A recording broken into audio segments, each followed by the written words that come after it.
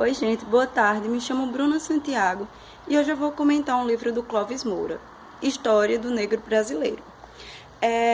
Clóvis Moura, ele foi sociólogo, professor, é um grande pesquisador do negro no Brasil. E ele vai ter grandes obras-primas como Rebeliões da Senzala e também Sociologia do Negro Brasileiro.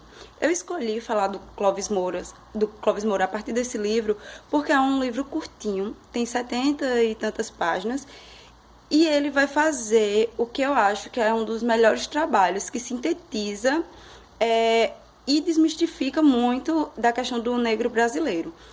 Em apenas 7 capítulos, ele vai pegar os pontos principais, desde o processo de colonização até o teatro experimental do negro, e mostrar como os negros lutaram nesse período de colonização e depois das reminiscências da escravidão. O primeiro capítulo ele vai intitular O Grande Povoador, e ele vai mostrar, por meio de números, de dados que ele resgata, como o negro teve o papel fundamental de povoar o Brasil a partir da colonização. Então, ele vai dizer que esse processo de colonização africana começa em 1549, oficialmente, né? A história oficial diz isso, e com a importação de 120 escravos africanos. No entanto, alguns historiadores afirmam que esse processo começa bem antes, em 1511, com Fernando de Noronha já trazendo negros nas embarcações. E ele vai dizer assim, em 1586, a gente já contava com 14 mil habitantes negros. E esse número ele foi aumentando de uma forma que chegou um ponto que 40% do tráfico negreiro, no geral, de escravizados africanos, vinha para o Brasil. Então, ele vai dizer que o negro foi o grande povoador, porque quando começa esse processo de colonização, muitos europeus vinham para o Brasil e deixavam família em Portugal, se estabelecia, estava tentando ali uma melhoria de vida, e o negro, ele estava imobilizado no Brasil, obviamente por causa da escravidão, e tanto pelo número e também reprodução, como esse processo de colonização vai espalhar demograficamente os negros. Então, assim, os negros não ficavam em um lugar só. Os negros, eles foram se espalhando, e acaba ocupando diversas partes do Brasil. A partir desse processo, a partir da demanda das atividades, primeiro do açúcar, depois cafeira, depois a mineração. E ele vai dizer assim que a gente precisa ir desmistificando inúmeras coisas em relação ao negro, e ele vai vir com o segundo parágrafo, o segundo capítulo, o negro escravo no Brasil colônia. E ele vai trazer pontos que é muito interessante, que é pensar que esse negro não era bem tratado, ou que, como alguns historiadores antigamente supunham, que os escravos comiam melhor do que outras pessoas, e ele vai dizer não, os escravizados viviam em condições subhumanas. Ele traz trechos muito interessantes que fala que a comida era jogada no chão e os escravizados tinham que lutar ali para comer. E vai ter uma passagem que é muito interessante, que ele vai dizer tipo que um cavalo valia mais do que meia dúzia de escravos, porque ele vai dizer que o cavalo era mais bem tratado. Ele tinha comida, tinha alguém que lhe servia, tinha um pano para enxugar seu suor e tinha uma ferradura. Eu achei isso muito simbólico quando você pensa na condição humana mesmo do negro no Brasil.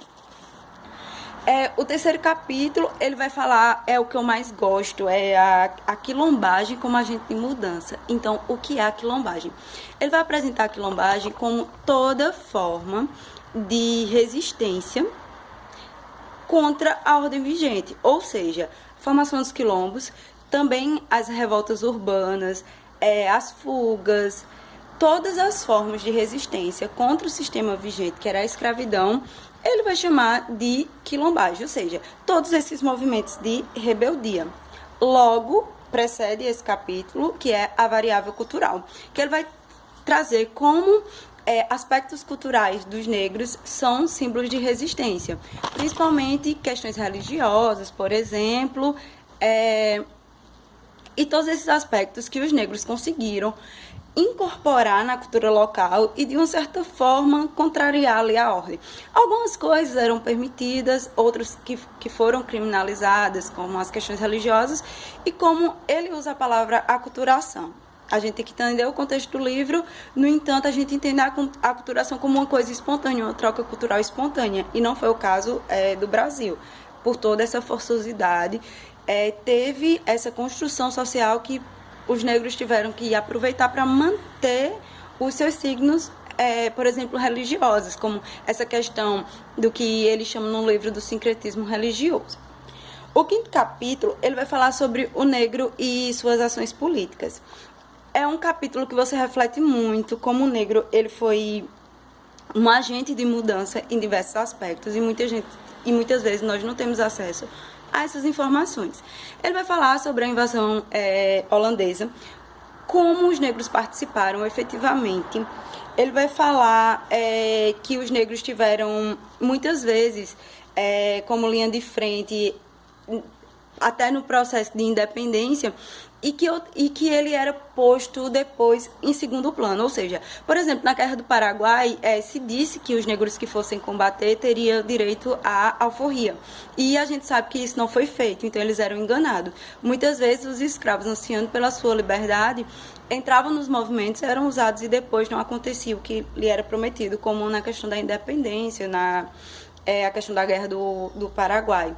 Então, ele vai trazer isso. E ele vai trazer um movimento que é super importante pensarmos a função do negro, que é o movimento farroupilho, que durante 10 anos os negros farroupilhos que estavam ali na luta, eles eram livres. Então, assim, eles lutavam e tinham sua liberdade, e o que não eram respeitado. Então, a gente pode dizer que num Brasil escravista, teve esse parêntese ali em Santa Catarina, Rio Grande do Sul, que de fato foi um dos poucos movimentos, eu acho que o único, que o negro de fato foi livre, lutou como um homem liberto ao lado dos brancos. Ele vai falar sobre a decadência da escravidão no 6º capítulo. Ele vai caminhar ali entre o processo em 1850, fim do tráfico negreiro, as leis que vão preceder, lei do ventre livre, sexagenário, e ele vai falar como esse sistema já estava decadente e que a abolição só ocorre como uma manobra das elites e que já tinha um projeto de ocupar o local do negro com os imigrantes. E, no entanto, esse negro que foi até então explorado, ele agora vai começar a ser marginalizado. Ou seja, tem toda aquela coisinha em torno da princesa, e ele vai falar com ironia muito grande, que isso não foi uma abolição de fato, não foi uma abolição completa. Ela ganha os louros dessa abolição, e o que acaba trazendo grandes divergências e nenhuma liberdade de fato. É uma abolição que até hoje não foi completa e que marginalizou muito o negro. E ele vai encerrar o livro com um capítulo que é Em Busca da Cidadania. E eu achei incrível como ele faz isso. Ele vai trazer, desde as festas de abolição, onde os escravizados vão pensar que conseguiram a sua liberdade, até o teatro experimental do negro. Ele vai entrar pela Frente Negra, os jornais de luta, vai mostrar como os dois regimes ditatoriais brasileiros prejudicou mais ainda as lutas dos negros. E ele vai fazer esse percurso. O que me chama a atenção no livro é a grande referência de fatos históricos em poucas páginas e que nos traz uma grande reflexão. Então, assim, é uma arma para um historiador, é um livro muito importante para quem está começando as leituras sobre as questões coloniais e lutas dos negros do Brasil, e fica a indicação de hoje, que é o grande Clóvis Moura.